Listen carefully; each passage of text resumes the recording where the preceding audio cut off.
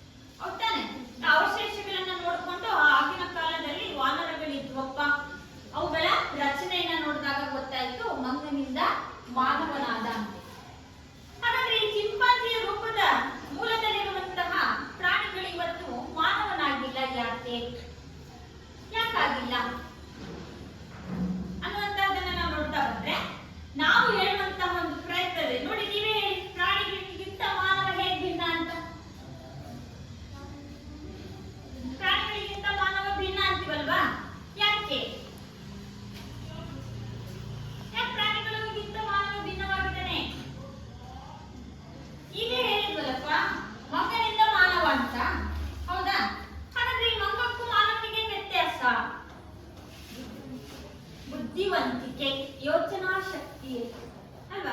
ನಾವು ಯೋಚನೆ ಮಾಡ್ತಿರ್ತಾನೆ, ಪ್ರಾಣಿಗಳು ಯೋಚನೆ ಮಾಡಲ್ವಾ? ಮಾಡ್ತವೆ, ಆದ್ರೆ ಅವರ ಯೋಚನಾ ಶಕ್ತಿ ಕಡಿಮೆ. ಮಾನವನ ಯೋಚನಾ ಶಕ್ತಿ ಜಾಸ್ತಿ ಆಗಿದೆ. ಹೌದಾ? ಹಾಗಾದ್ರೆ ಪ್ರಾಣಿಗಳು 4 ಕಾಲಲ್ಲಿ ನಡೀತವೆ, ಮಾನವ 2 ಕಾಲಲ್ಲಿ ನಡೀತಾನೆ. ಪ್ರಾಣಿಗಳು ಮಾತನಾಡೋದಿಲ್ಲ, ಮಾನವ ಮಾತನಾಡುತ್ತೆ. ಇದು ಬಹಳ ವಿಭಿನ್ನ ಎಲ್ಲದಕ್ಕಿಂತ. ಅವು ನಡೆದಾಡ್ತವೆ, ನಾವು ನಡೆದಾಡ್ತೀವಿ.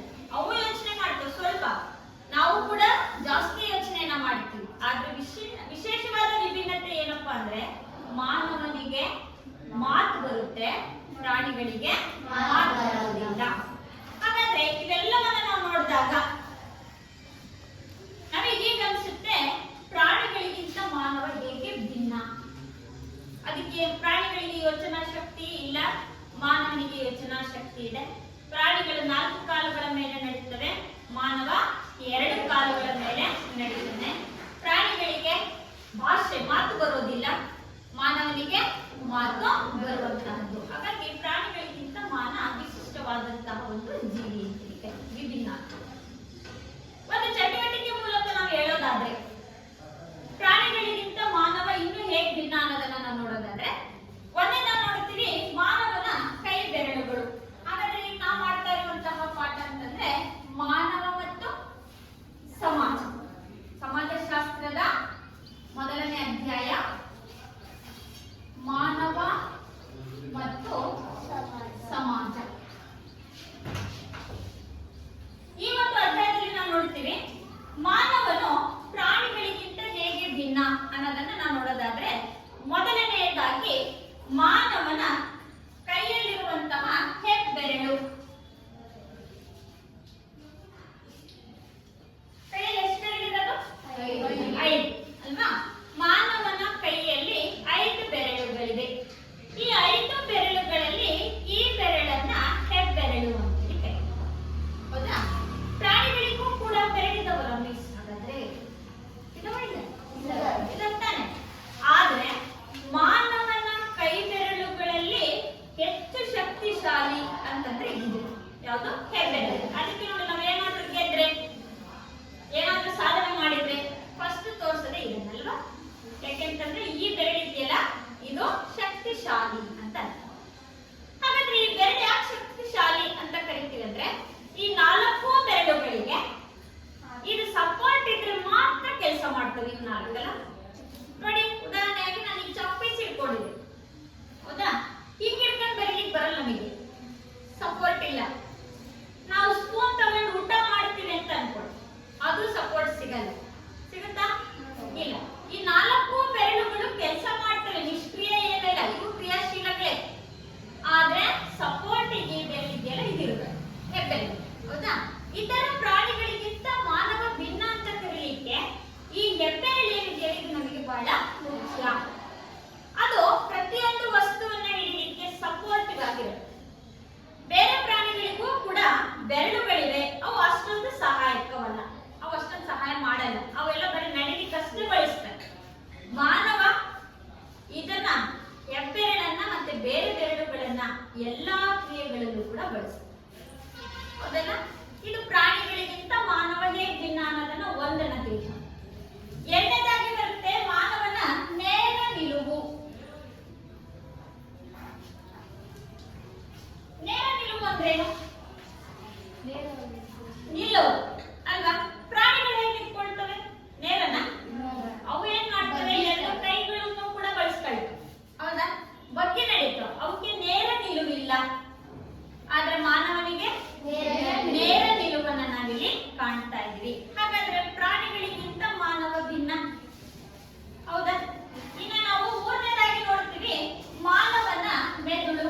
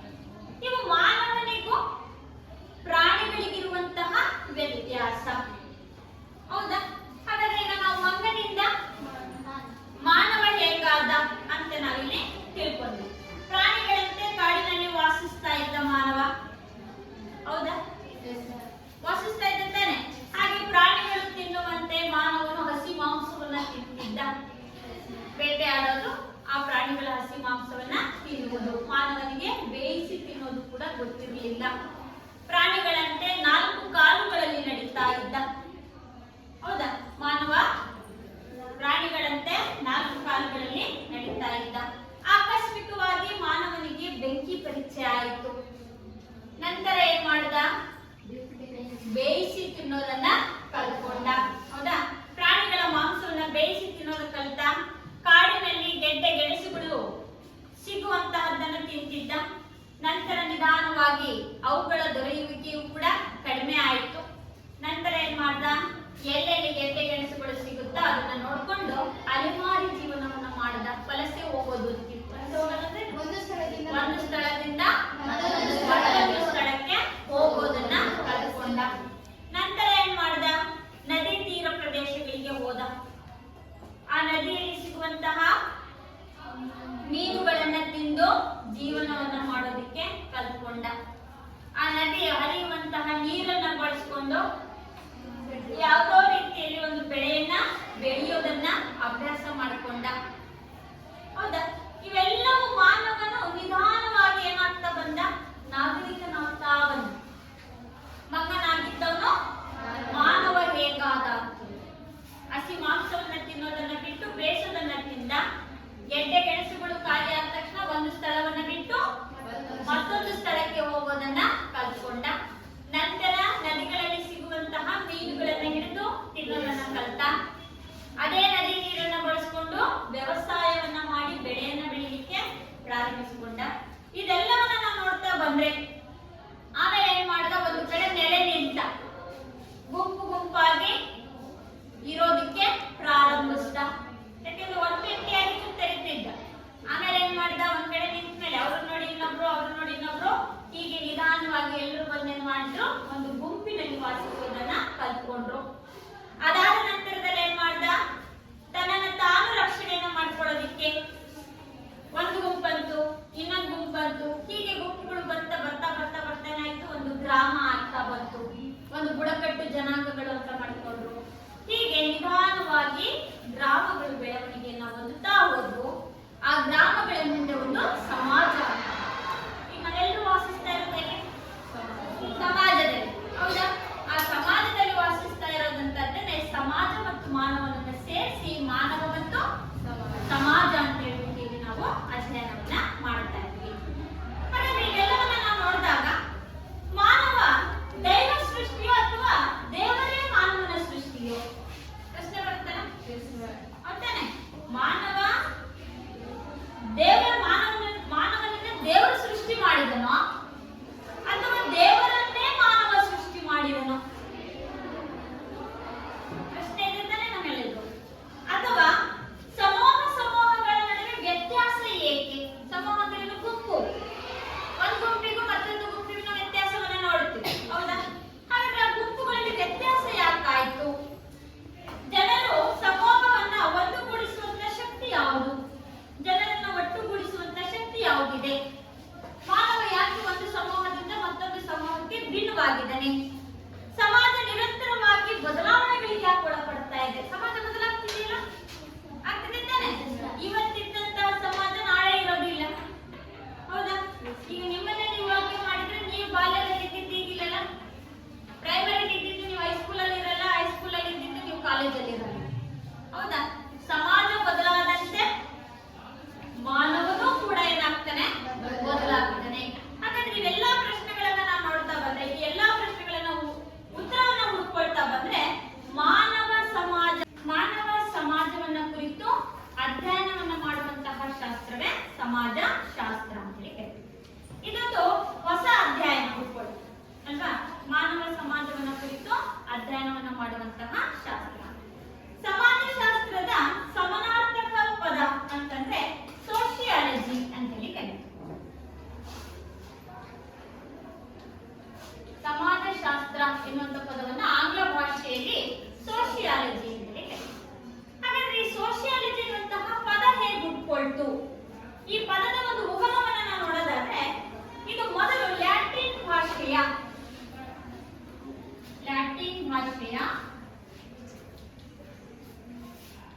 ಸೋಶಿಯಸ್ ಎನ್ನುವಂತಹ ಪದ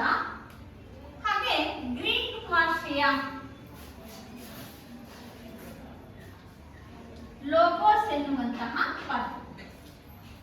ಈ ಸಮಾಜಶಾಸ್ತ್ರ ಎನ್ನುವಂತಹ ಪದವನ್ನ ಆಂಗ್ಲ ಭಾಷೆಯಲ್ಲಿ ಸೋಶಿಯಾಲಜಿ ಅಂತ ಕರಿತೀವಿ.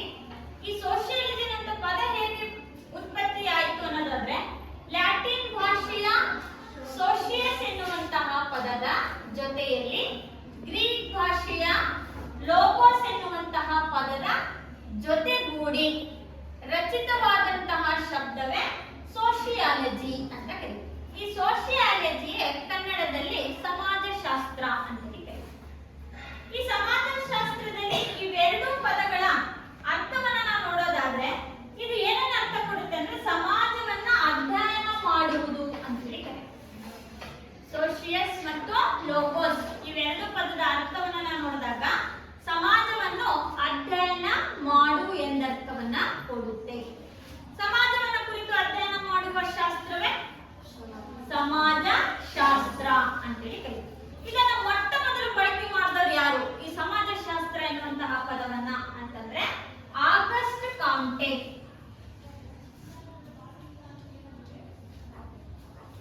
ಈ ಆಗಸ್ಟ್ ಕಾಂಟೆ ಅವರು ಈ ಸೋಶಿಯಾಲಜಿ ಅಥವಾ ಸಮಾಜಶಾಸ್ತ್ರ ಎನ್ನುವಂತಹ ಪದವನ್ನ ಮೊಟ್ಟ ಮೊದಲ ಬಾರಿಗೆ ಬಳಕೆಯನ್ನ ಮಾಡಿದರು. ಈ ಆಗಸ್ಟ್ ಕಾಂಟೆ ಅವರನ್ನೇ ಸಮಾಜಶಾಸ್ತ್ರದ ಪಿತಾಮಹ ಅಂತ ಹೇಳಿ ಕರೀತಾರೆ. ಹಾಗಾದ್ರೆ ಯಾರು ಸಮಾಜಶಾಸ್ತ್ರದ ಪಿತಾಮಹ? August Conte. ಯಾಕೆ ಇವರನ್ನೇ ನಾವು ಸಮಾಜಶಾಸ್ತ್ರದ ಪಿತಾಮಹ ಅಂತ ಹೇಳಿ ಕರಿತೀವಿ? ಯಾಕೆ? ಸಮಾಜಶಾಸ್ತ್ರವನ್ನು ಮೊಟ್ಟ ಮೊದಲು ಬಳಸಿದ ಯಾರು? August Conte. ಹಾಗೆ ಸಮಾಜಶಾಸ್ತ್ರವನ್ನು ಕ್ರಮಬದ್ಧವಾಗಿ ಅಧ್ಯಯನ ಮಾಡಿದವರು ಕೂಡ ಆಗಸ್ಟ್ ಕಾಂಟೆ. ಹಾಗಾಗಿ ಇವರನ್ನು ನಾವು ಸಮಾಜಶಾಸ್ತ್ರದ ಪಿತಾಮಹ ಅಂತ ಹೇಳಿ ಕರಿತೀವಿ.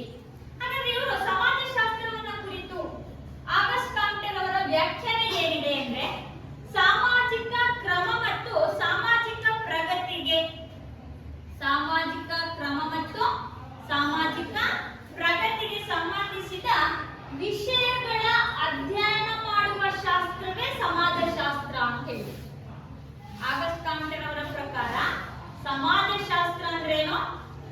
ಸಾಮಾಜಿಕ ಕ್ರಮ ಮತ್ತು ಸಾಮಾಜಿಕ ಸಂಬಂಧಗಳು ಸಾಮಾಜಿಕ ಸಂಬಂಧಗಳ ವಿಷಯಗಳ ಅಧ್ಯಯನ ಮಾಡುವ ವಿಜ್ಞಾನವೇ ಅಥವಾ ಶಾಸ್ತ್ರವೇ ಸಮಾಜಶಾಸ್ತ್ರ ಅಂತೇಳಿ. ಇನ್ನೊಂದು ಸಮಾಜಶಾಸ್ತ್ರಜ್ಞರು ಬರ್ತಾರೆ, ಮೆಕ್ಕೆವೆಲ್ ಮತ್ತು ಪೇಜ್ ಅಂತೇಳಿ. ಅವರು ಸಮಾಜಶಾಸ್ತ್ರವನ್ನ ಕುರಿತು ಏನ್ ಹೇಳ್ತಾರೆ ಅಂದ್ರೆ ಸಾಮಾಜಿಕ ಸಂಬಂಧಗಳ ಅಧ್ಯಯನ ಮಾಡುವ ಶಾಸ್ತ್ರವೇ ಸಮಾಜಶಾಸ್ತ್ರ.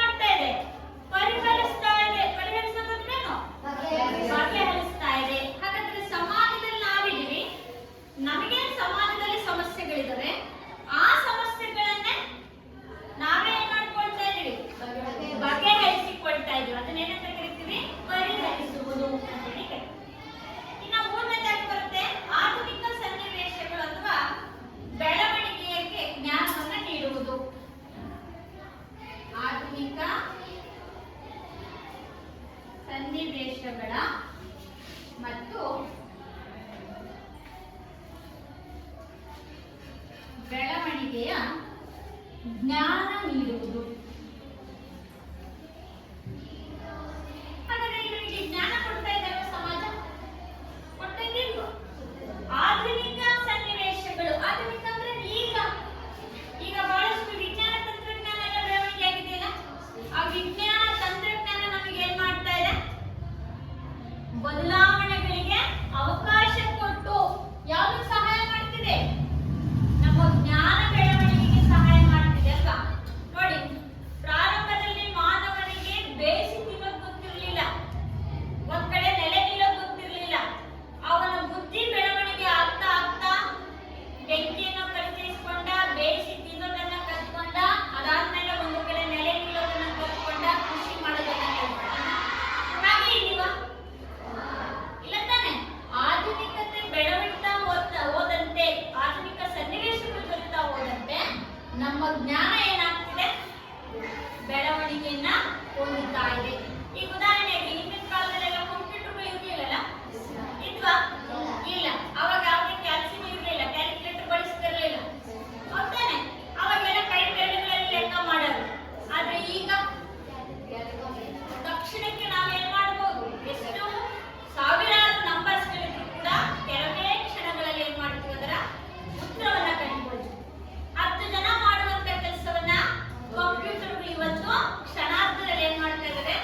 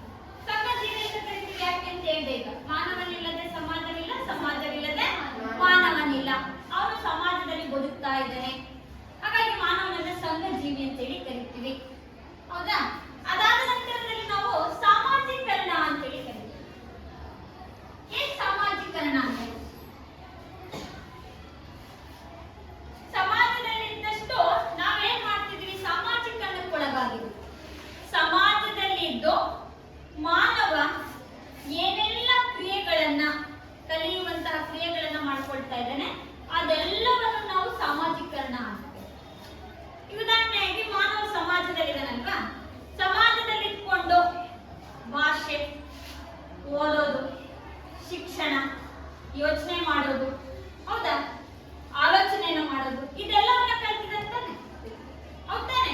ಇವೆಲ್ಲವನ್ನ ಕಲಿಯುವ ಪ್ರಕ್ರಿಯೆ ಇದೆಯಲ್ಲ, ಅದನ್ನ ನಾವು ಸಾಮಾಜಿಕರಣ. ಮಾನವನು ಸಮಾಜದಲ್ಲಿ ಇದ್ದುಕೊಂಡು ಭಾಷೆ, ಶಿಕ್ಷಣ, ಓದುವುದು, ಯೋಚನೆ ಮಾಡೋದು, ಇವುಗಳೆಲ್ಲವನ್ನ ಕಲಿಯುವಂತಹ ಪ್ರಕ್ರಿಯೆ ಇದೆಯಲ್ಲ, ಅದನ್ನ ನಾವೇನಂತ ಕರಿತೀವಿ? ಸಾಮಾಜೀಕರಣ ಅಂತೇಳಿ ಕರೀತೀವಿ.